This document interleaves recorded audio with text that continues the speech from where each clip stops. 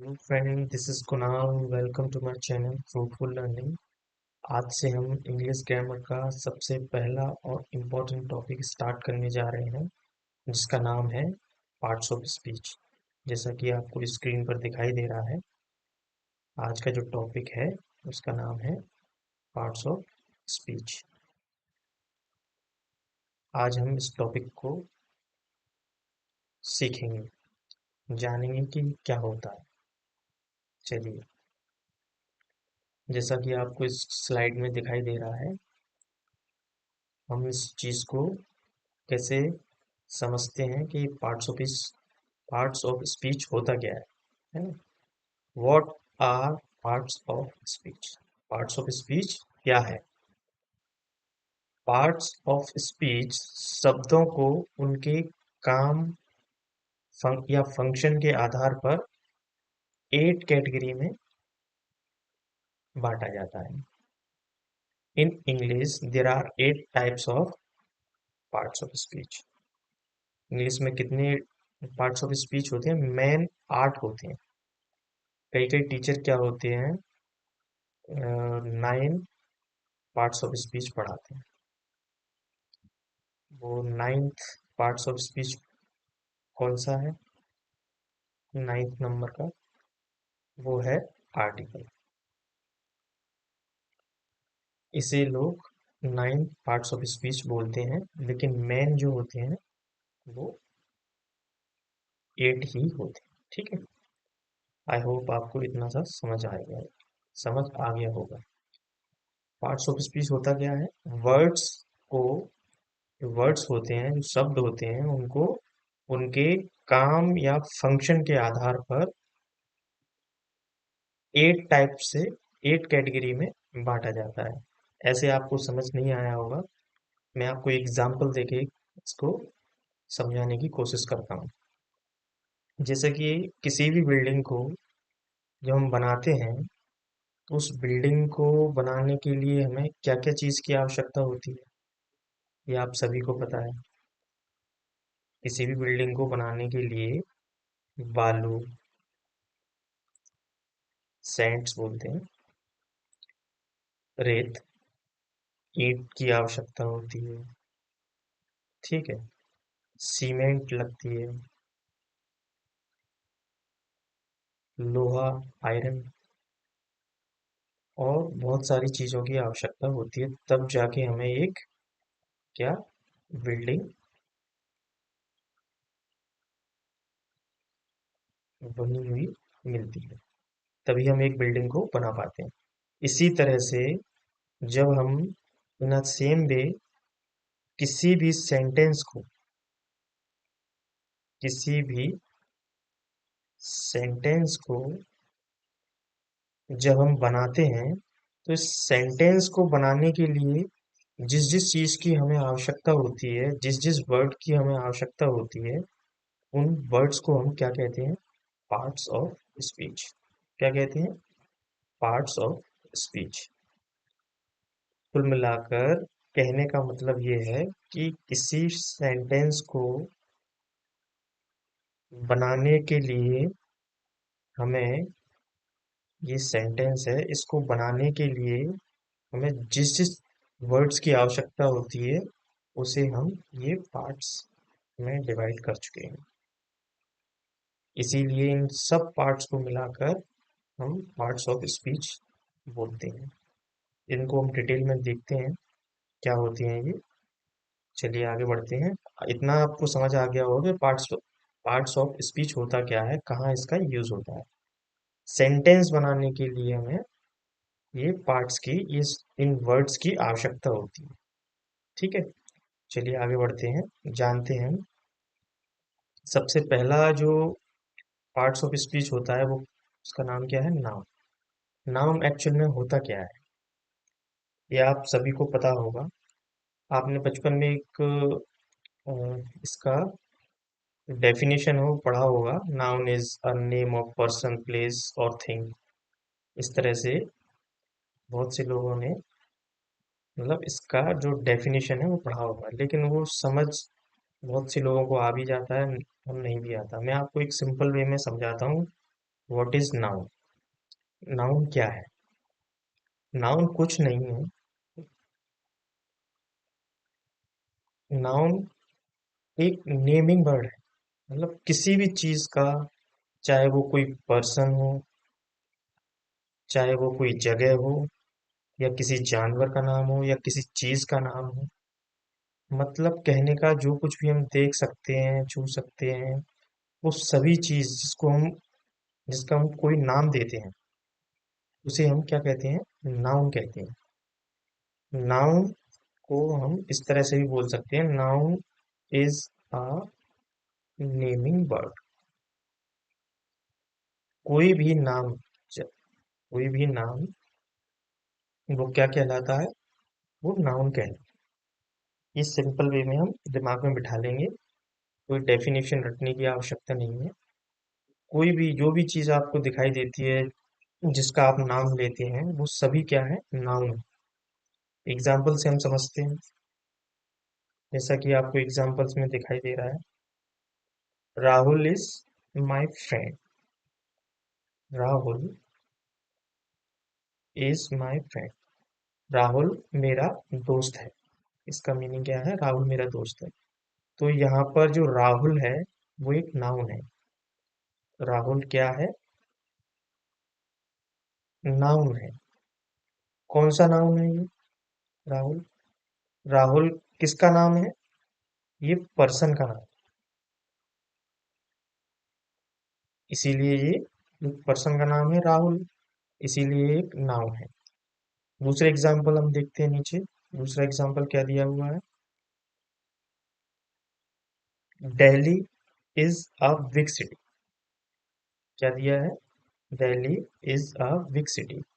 जो दिल्ली है, दिल्ली है, वो एक बड़ी सिटी है या शहर है। बिग मतलब बड़ा। तो यहाँ पर जो दिल्ली है, वो क्या है? वो भी एक नाउन है। ये ये किस चीज का नाम है? ये एक प्लेस का नाम, किसी शहर का नाम है ना दिल्ली। तो मतलब कहने का एक और एग्जांपल है, इसको और देख लीजिए फिर बताता हूँ आपको। जैसे कि डॉग इज वार्किंग। वार्किंग मतलब समझते हैं आप? भौंकना, है ना?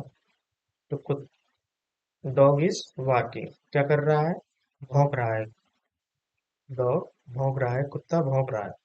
तो यहाँ पर जो डॉग है, ये क्या है? ये भी एक नाउन है। ये क्या है? ये एक एनिमल का नाम है।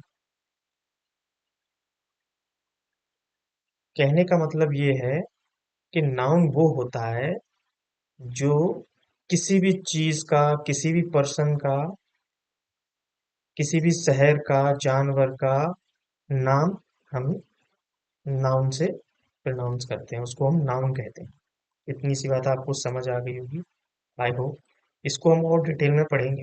ये जितने भी 8 टॉपिक्स हैं, सॉरी, जितने भी 8 टॉपिक्स हैं, पार्ट्स हैं, नाउन प्रोनाउन वगैरह, इन सबको हम, जैसे कि आपको यहाँ दिया गया है, noun, pronoun, verb, adjective, adverb, preposition, conjunction, interjection, ये सब अपने आप में एक टॉपिक है ना? लेकिन हम आज का जो टॉपिक है, उसको हम क्या कह रहे हैं? Parts of speech. इससे हम अवेयर हो रहे हैं कि ये होते क्या है। इनको डिटेल में एक एक टॉपिक को पढ़ा जाएगा अलग से, है ना? इसमें हम केवल इतना जान रहे हैं कि नाउन होता क्या है, प्रोनाउन क्या होता है, वर्ब क्या होती है, इसके बारे में थोड़ा थोड़ा जानकारी ले रहे हैं, अवेयर हो रहे हैं। कहने का मतलब पार्ट्स ऑफ स्पीच को जान रहे हैं। अब जो सेकंड नंबर का पार्ट्स ऑफ स्पीच है, वो है प्रोनाउन। क्या है? प्रोनाउन। इसको हिंदी में बोलते हैं सर्वनाम। इसकी हालांकि रटने की आवश्यकता नहीं है। आपको अच्छा लगे तो देख लीजिए, मैंने लिख दिया है। प्रोनाउन क्या होता है?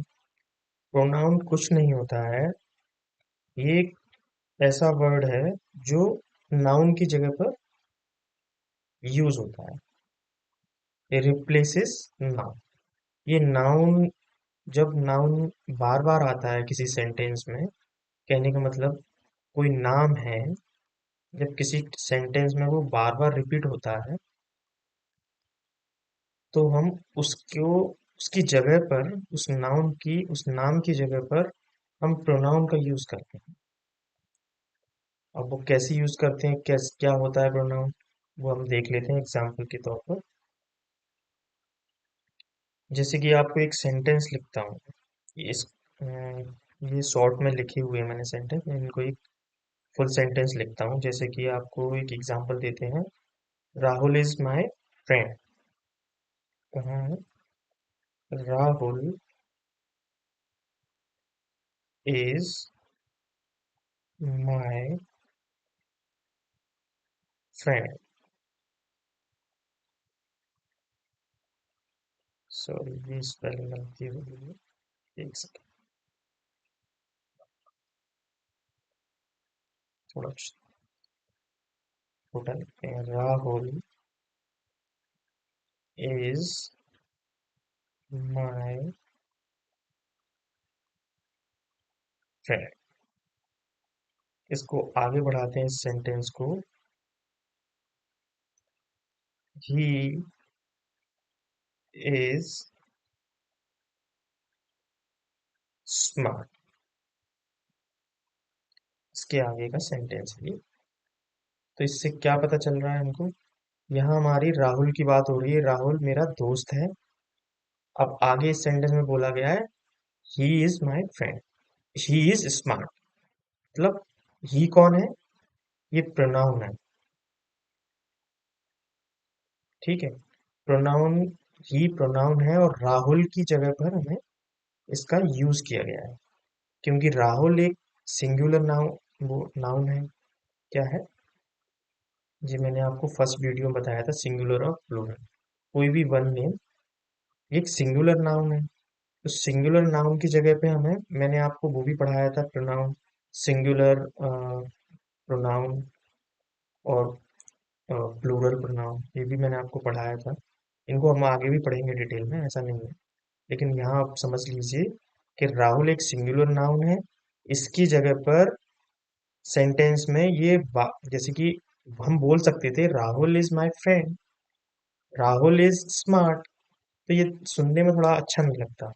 इसीलिए इंग्लिश में हम क्या है, नाउन जब बार बार रिपीट होने वाला होता है तो उसकी जगह पर हम क्या है, प्रोनाउन का यूज कर देते हैं। Rahul is my friend, he is smart, वह स्मार्ट है। इस तरह से हम क्या है, प्रोनाउन का यूज करते हैं। इन जो और भी जो एग्जाम्पल दिए गए हैं हम इससे भी समझ लेते हैं। ही रिप्लेसेस राहुल। देखो मैंने इस शॉर्ट में लिख दिया था कि जो ही है उस वो राहुल को रिप्लेस कर दिया। इसको क्या कर दिया, इसकी जगह पर। तो ये ही एक प्रोनाउन है। ऐसे ही इट रिप्लेस बुक, इसका अपन एग्जांपल दे देते हैं। जैसे this is my book, it is new. This is my book, और लिख लेते हैं इट इज न्यू।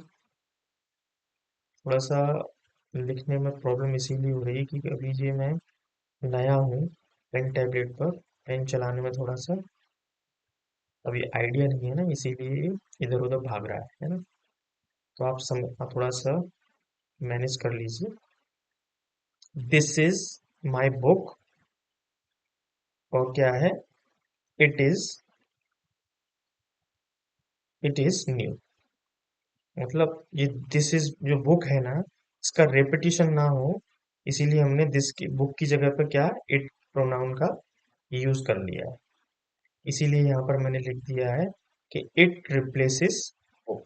ये सेंटेंस इस तरह से था, है, तो उसको मैंने लिख दिया है कि इट रिप्लेसेस बुक। बुक को बार बार, जैसे ये अच्छा नहीं लगता ना, this is my book, book is new.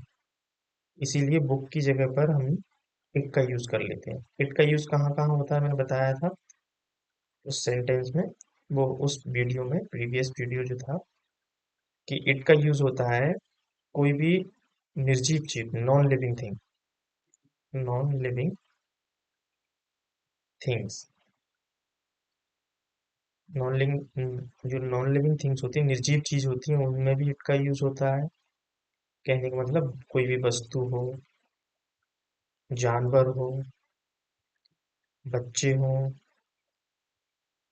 कोई भी चीज हो, इस तरह की चीजों के लिए हम इट का यूज करते हैं। ठीक है। आई होप आपको इतना समझ आ गया होगा। आगे बढ़ते हैं। जैसे कि एक और सेंटेंस दिया हुआ है, इसको मिटा देते हैं थोड़ा सा। एक और सेंटेंस दिया हुआ है, they are playing. They are playing, तो जो दे है वो क्यों, किसके लिए यूज हुआ है? क्योंकि जो दे आर, वो खेल रहे हैं। दे जो यूज हुआ है वो हुआ है पीपल के लिए, मतलब बहुत सारे लोग हैं वो खेल रहे हैं।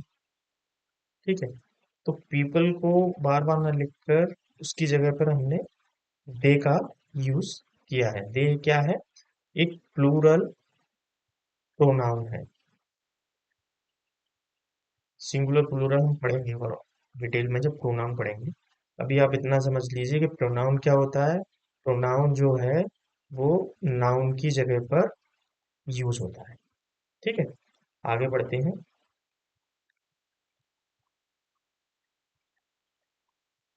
आगे देखते हैं आगे क्या है। आगे का जो टॉपिक है वो है वर्ब। वर्ब क्या होती है वो भी हम जान लेते हैं। Verb is an verb is an action verb.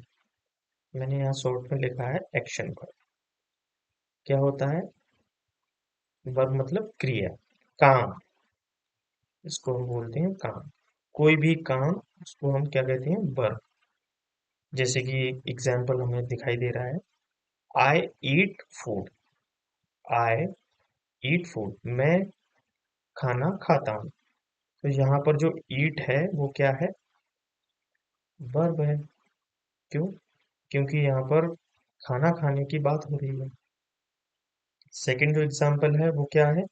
C is dancing, वो है नाच रही है। तो यहाँ पर जो डांस है वो क्या हो जाएगा?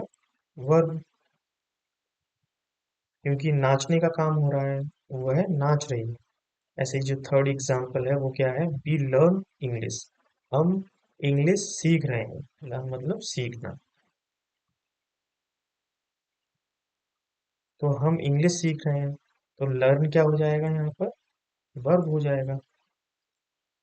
ठीक है। अभी हम इतना ही जानेंगे कि वर्ब क्या होती है। एक एक्शन वर्ब होता है। ठीक है। आगे बढ़ते हैं। जो नेक्स्ट जो हमारा पार्ट्स ऑफ स्पीच है उसका नाम क्या है? एडजेक्टिव। क्या है? एडजेक्टिव। एडजेक्टिव को क्या बोलते हैं? विशेषण। मतलब विशेषता, अपनी भाषा में बोल सकते हैं। ये शुद्ध हिंदी है, विशेषण। एडजेक्टिव मतलब होता है किसी चीज की विशेषता। इसका ऐसे इसको डिस्क्राइब करेंगे, a word that describe a noun और प्रोनाउन। मतलब ये जो एडजेक्टिव है वो क्या करता है? डिस्क्राइब करता है किसको? नाउन और प्रोनाउन। ये नाउन और प्रोनाउन की विशेषता बताता है। कैसे? एग्जाम्पल से समझते हैं। जैसे कि beautiful girl, red red Apple, smart boy. ये मैंने यहाँ पर लिखे हुए हैं। इनका सेंटेंस बनाते हैं। जैसे कि एक कोई एक सेंटेंस बनाइए simple. She is a girl. वह एक लड़की है। अभी इसमें किसी का बिल्कुल सिंपल सा वर्ड है, इसमें अभी कोई विशेषता की बात नहीं है, सीधी सी बात बोली गई है। वह एक लड़की है। अब इसमें थोड़ा सा विशेषता बता, कैसी लड़की है? लड़की तो है, कैसी है? सी इज अ ब्यूटीफुल गर्ल।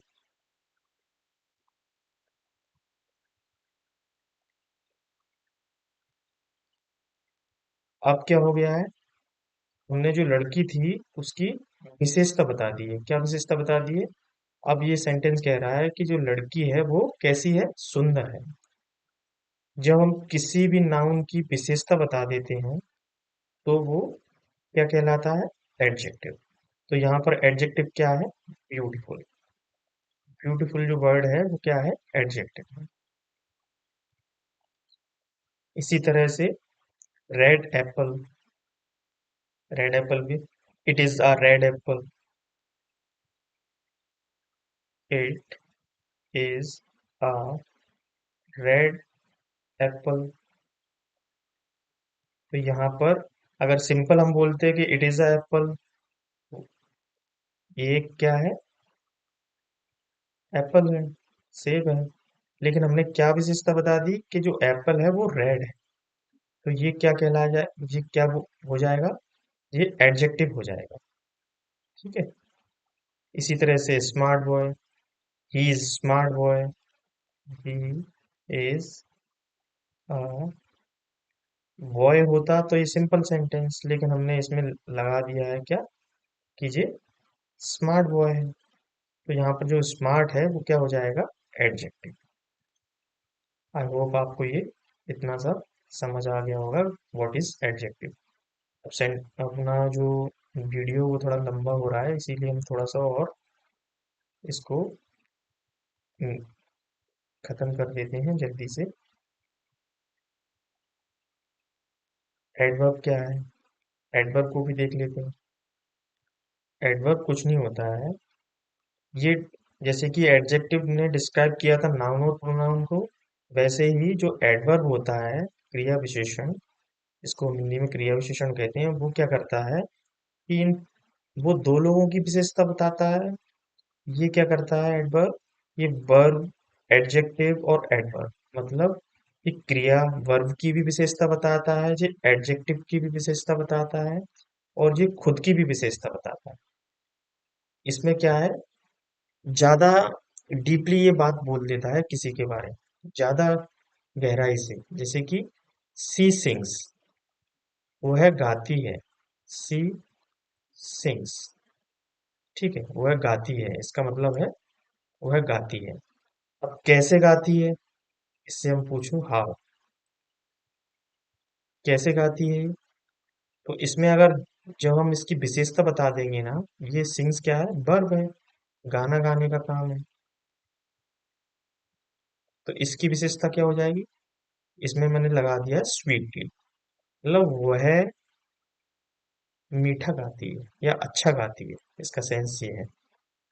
इसी तरह से ही रन्स, वह दौड़ता है। कैसे दौड़ता है? फास्ट दौड़ता है। तो हमारा इस वर्ब की भी हमारी विशेषता हो गई, वह दौड़ता है, लेकिन कैसे दौड़ता है? वो फास्ट दौड़ता है। तो ये हमारा क्या हो जाएगा? एडवर्ब। ठीक है। ऐसे ही ये है, ये है वेरी इजी टेस्ट। इससे और अच्छे से क्लियर हो जाएगा इस सेंटेंस से। कैसे इसका एक सेंटेंस बनाते हैं? क्या सेंटेंस है इसका? देखते हैं इसका एक सेंटेंस। द टेस्ट, या अपन बोल, एक बात बोल देते हैं, it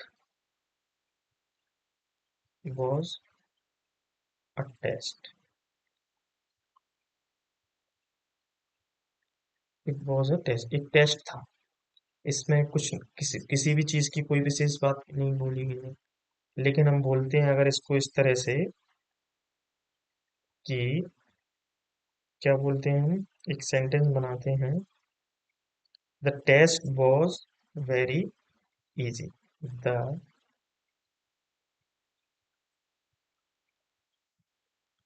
taste was very easy.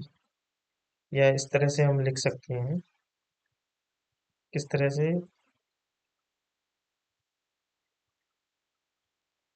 देखिए समझिए इसको। सही बनाया ना, the test was very easy, सही है। अब यहाँ पर हम सारी चीजें क्लियर कर सकते हैं। जो टेस्ट है, पहले तो केवल एक टेस्ट की बात हो रही थी, फिर इसमें क्या हुआ कि टेस्ट जो है वो इजी है। अगर हम इतना बोलते हैं द टेस्ट वॉज इजी, तो मतलब हम केवल टेस्ट की जो विशेषता है वो हम केवल एडजेक्टिव फॉर्म में बता रहे हैं, है ना?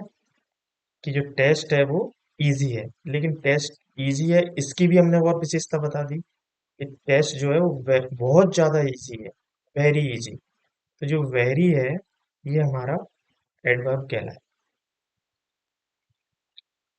आई होप आपको ये समझ आ गया होगा, इस सेंटेंस से हमें ये क्लियर हो गया होगा। चलिए हम आगे बढ़ते हैं। जो नेक्स्ट है वो है प्रपोजिशन।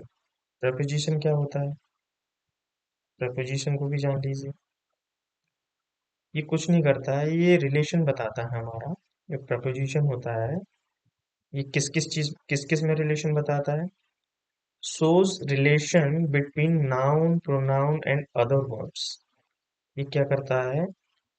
नाउन, प्रोनाउन और एंड अदर वर्ड्स, इनके बीच में क्या करता है? रिलेशन बताता है। और हमें ये जगह के बारे में भी बताता है। ये प्रपोजिशन से हमें पता चलता है। कैसे? एग्जाम्पल के तौर पे देख लीजिए। जैसे कि द कैट, मैं एक एग्जांपल दे देता हूँ, इसका एग्जांपल दे देता हूँ इस वर्ड का। द कैट इज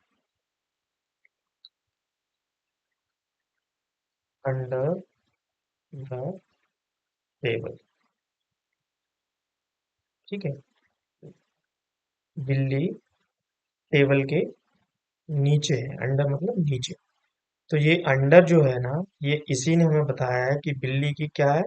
इन्होंने पोजीशन, लोकेशन या बताया हमें क्या कि बिल्ली कहाँ पर है?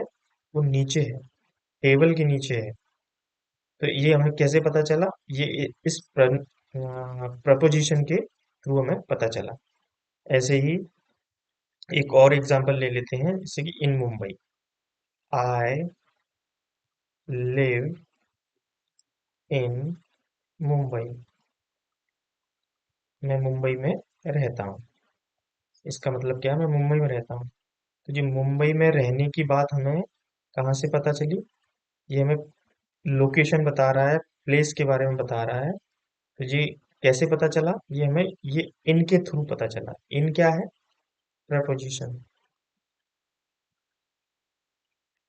ठीक है, इस तरह से हम प्रपोजिशन के बारे में, अभी हम इनको डिटेल में पढ़ेंगे। ये अभी हम केवल इनसे अवेयर हो रहे हैं ना, कि क्या है, होता क्या है प्रपोजिशन। प्रपोजिशन कुछ नहीं करता है, नाउन, प्रोनाउन और सेंटेंस में जितने भी वर्ड्स होते हैं उनको आपस में उनका रिलेशन बताता है कि ये किस जगह पर है, ये क्या मतलब, कोई जगह है, कोई नाउन है तो वो कहाँ पर है। इस तरह के बाद इस तरह की हमें पोजीशन और रिलेशन हमें किससे पता चलता है? प्रपोजिशन से। ऑन द टेबल एक और एग्जांपल है, सेम इसी की तरह, under the table, on the table. कोई भी एक एग्जांपल ले सकते हैं। On the table, the book is on the table, है ना। इस तरह से आगे बढ़िए, आगे बढ़ते हैं। कंजक्शन। कंजक्शन क्या है हमारा? ये हमारा 7 नंबर का वो है, पार्ट्स ऑफ स्पीच। इसका मतलब होता है संयोजन। हिंदी में इसको संयोजन बोलते हैं। ये क्या है? ज्वाइन करता है वर्ड्स और सेंटेंस, किन्हीं भी दो वर्ड्स या सेंटेंस को ये मिलाने का काम करता है। कौन? कंजंक्शन। कंजंक्शन वर्ड होते हैं वो क्या करते हैं? दो वर्ड या दो सेंटेंस को मिला देते हैं। जैसे कि ये एग्जांपल दिया हुआ है यहाँ पर, T but not coffee. I like T but not coffee. समझे? मतलब मुझे चाय पसंद है, लेकिन कॉफी नहीं। इस तरह से हम एग्जांपल इसका ले लेते हैं। तो इसने क्या किया? बट ने दो चीजों को जोड़ दिया। किसको? टी और कॉफी को। ऐसे ही स्मार्ट एंड काइंड। ये मैंने इसका एक सेंटेंस बनाएंगे, she is smart and kind. She is smart and kind. Kind मतलब दयालु। जो लड़की है वो स्मार्ट और दयालु है। तो इसको हम दो चीजों को जोड़ा किससे? इस वर्ड से, एंड से। एंड क्या है? कंजंक्शन। ऐसे ही वर्क और फेल। वर्क और फेल को भी ले लीजिए। स्टडी हार्ड और फेल।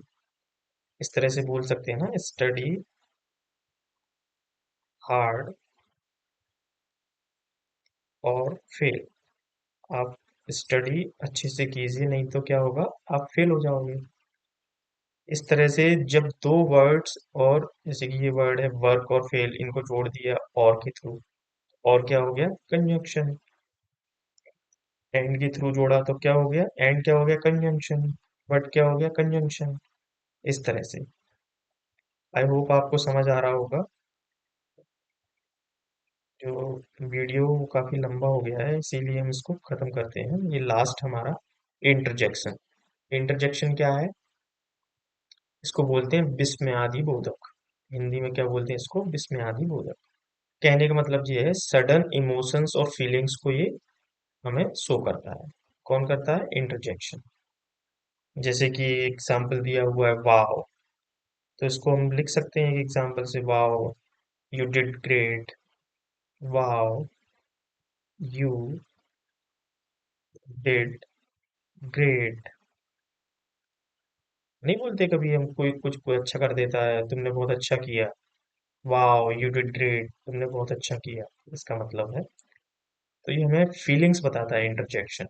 इंटरजेक्शन क्या होता है? इनको रटने की जरूरत नहीं है, हमें केवल इतना जानना है कि इंटरजेक्शन क्या होता है।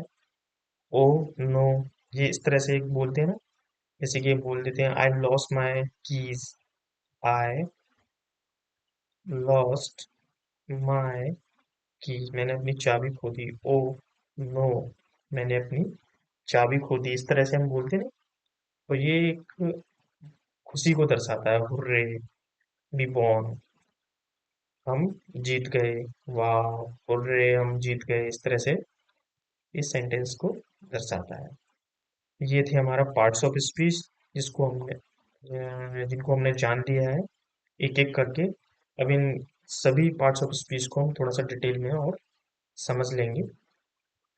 इनका हम एक एक वीडियो अलग से बनाएंगे। ये था हमारा, आज हमने पार्ट्स ऑफ स्पीच को इजी तरीके से सीखा है। अगर आपको ये वीडियो हेल्पफुल लगी हो तो लाइक शेयर और सब्सक्राइब कीजिए, कमेंट कीजिए। कोई कमी हो तो आप उसे बताइए, मैं उसमें सुधार करूंगा। चलिए मिलते हैं नेक्स्ट क्लास में। See you in the next class. Till then take care, have a good day, bye bye.